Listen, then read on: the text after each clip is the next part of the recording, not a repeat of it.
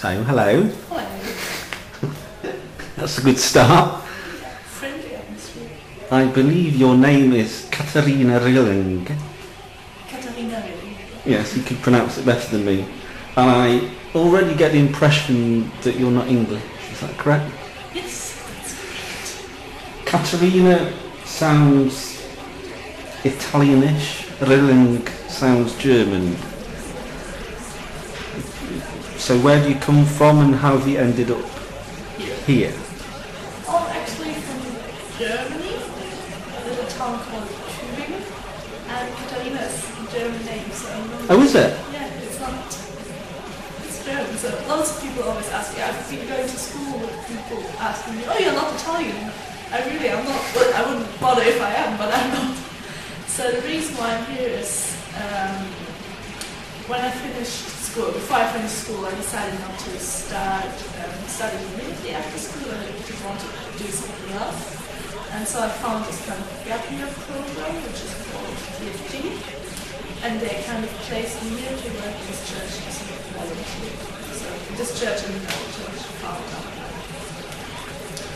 We waffled a bit yesterday about the shape of Germany, and I've got the Oracle map in front of me. And it made me think of the difference between Germany and England, or Britain. It's quite famous for being an island, so we have no countries next to us. No, we're not European really. And you're crowded in Germany with countries around you. So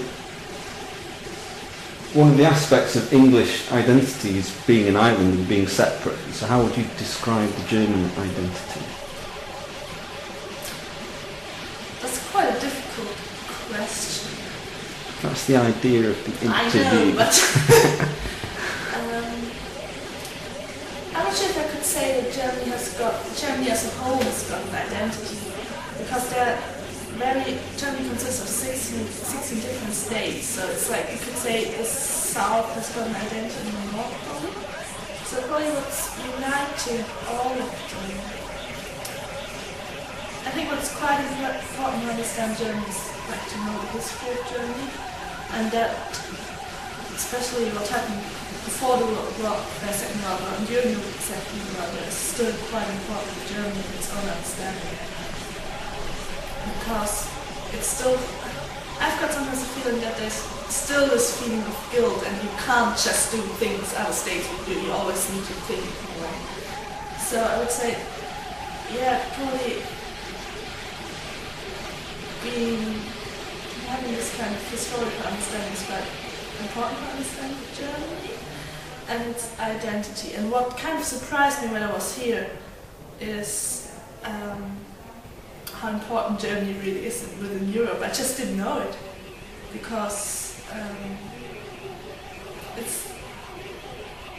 it's like the biggest economic kind of country within Europe, and I never kind of realized it when I was here, and I didn't really realize how important Germany, or how much power it has within Europe. And I think the thing is that it has this power, but it's sometimes hesitating to use it.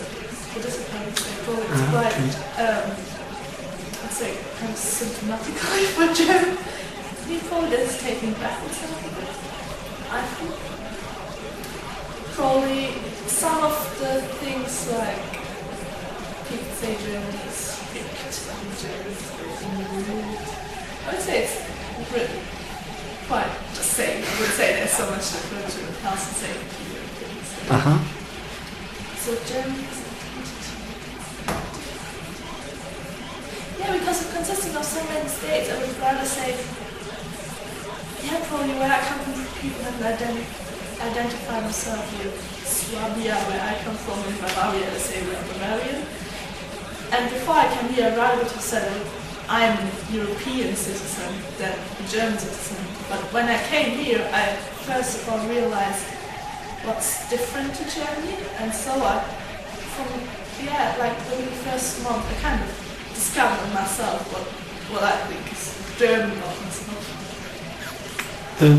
I guess the initial answer that you gave about identity was guilt. So are historical events from the last century still quite in the minds of the German people, even young people like yourself? Or is it just... I would say kind of in, what is that, like in the media, in the politics, and kind of in a social consciousness, Mhm. you say this, it's still kind of bit, yeah, it's difficult? It's a problem still, although it has become much better, because I know when my parents went to school, we didn't talk about it. It was just kind of telling you know what talking about the third, like Hitler's regime and so on. And then first kind of dealing with this and thinking with it started. And I think we're still in this kind of progress. Yeah, because if, like, for example, politicians compare something with the NS, NS regime or something. I don't know how it's called in English. Then it's still quite a big thing, and it really costed some politicians their role, and they had to go because they said something which wasn't acceptable. Didn't the president or the prime minister have to resign recently? Is that right? No. I thought. Anyway, I'll edit that aside. Yeah. On a more important note. What is this about this church? I thought you were waffling about Germany. I do believe we found some musical common ground in, forgive my pronunciation again, the Eretzer. Ste.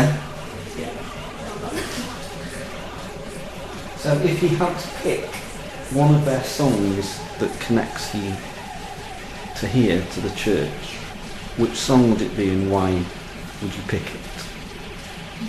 Again, a difficult question.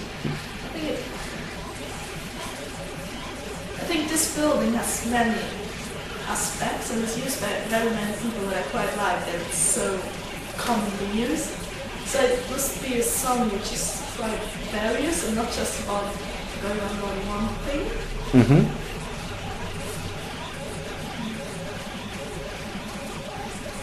And then the answer, they are quite kind of ironic and things. So you need to find a song which is... I wouldn't treat this building too ironic. It can be an ironic church, that's not a problem. Yeah.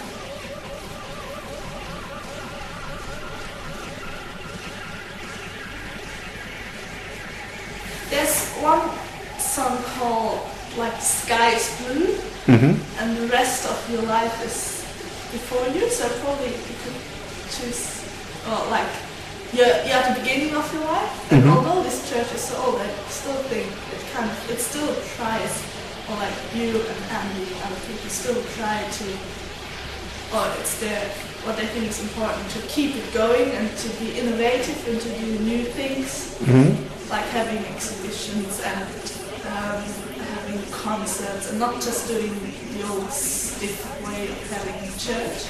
So I think that's probably like this kind of perspective, having in the future what to do with this building, using it in different ways, having different approaches to the Christian faith, not just having a Sunday morning service, but having a Sunday evening service, which I would like even more, without having much of liturgy, just sitting on beanbags and relaxing and reflecting on it. So what would you say was the strangest thing that you have experienced at Sacred Trinity? Obviously there'll be many. Probably the most demanding thing, I could say, was sitting here with various people, all wanting, many of them wanting to talk to me, many people from different backgrounds, having different needs, or different, like, for example, well, should I say names or not? Not really. Possibly I don't know. not. One person asking me what's democracy, the next wanting to talk about the meaning of my name, the third wanting to asking me, like I think it was when an exhibition was when we were cleaning or something, what to clean next, and I thought like, oh, so many different things what to do, why are you all asking me? I'm not in charge of anything. So that's what And it was it good strange or it was annoying different. strange? No, that's what I like about it. You kind of get in contact with so many different people, and it's not just one certain, let's say, type of people. Uh-huh. Because where I come from, I feel people are quite similar. It's like all kind of middle class and have a house and have a family. And so this kind of, Right. you know, like 300,000 people village and all kind of, well, yeah, having a job and things. And here you have these people, but it's also, yeah, it's just more diverse, I think. And that's what I actually didn't come across back in Germany. That's what I think is interesting here. And it's demanding, but I also think good that this place offers space for many people to come, or opportunity also to meet. So last question, and hoping that this camera's been working. If you could only take one memory back with you when you finish next month, is that right? It's not far away. What would that one memory be? From this church? Yeah. Tidying up the office. Very exciting. Yeah, probably really these Tuesday lunchtimes where so many different, oh not so many, but well it became more people and yeah, people sitting around and having pizza together and just talking and answering questions to people and questions and just this kind of sense of community of different people. Yeah, obviously pizza's a traditional Salford food. Well, you have chips as well with vinaigrette. No, I don't mean the food itself, I mean this kind of all come together. Thank you very much for your time. I'm going to turn the camera off recording now, and I'm hoping when I press play that something will happen.